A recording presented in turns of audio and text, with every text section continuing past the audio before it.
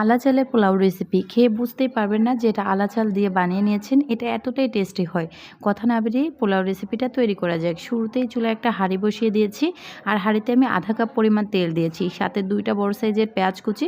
পেঁয়াজটাকে একটুখানি নেড়ে অ্যাড করে দিয়েছি 3 ফালি দারুচিনি টুকরো। আর সাথে অ্যাড করে দিব 4টা এখানে সাদা এলাচি আর 4-5টি লবঙ্গ গোলমরিচ। খুব ভালো করে সব কিছু ব্রাউন কালার করে ভেজে নিব।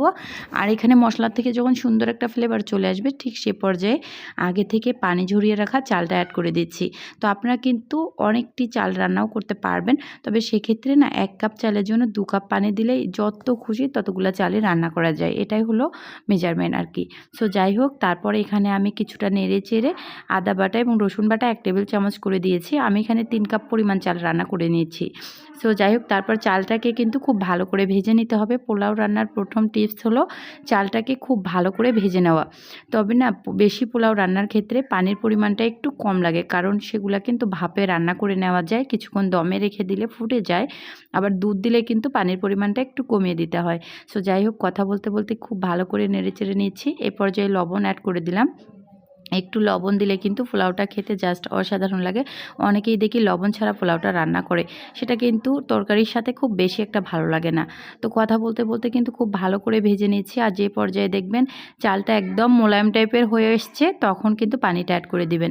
আর যেহেতু আলা চাল দিয়ে পোলাওটা রান্না করছি, সেহেতু কিন্তু আমি এখানে গরম পানিটা অ্যাড করে দিচ্ছি।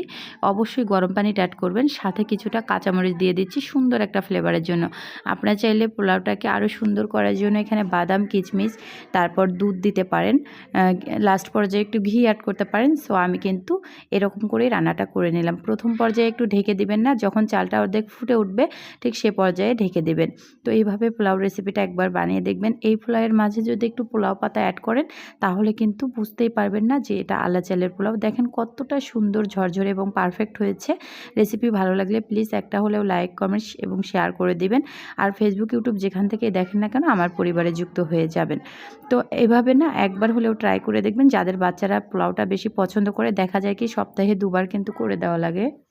এজন্য আমি প্রায়ই পোলাওটা এভাবে রান্না করি। দেখা যায় পোলাও চাল দিয়ে তো সবসময় আর রান্নাটা করা যায় না। আর আমাদের উত্তরবঙ্গের লোকেরা কিন্তু বিয়ের অনুষ্ঠানে মনকে মন চাল এভাবে রান্না করে। তো রেসিপি দেখার জন্য সবাইকে অসংখ্য ধন্যবাদ। আল্লাহ হাফিজ।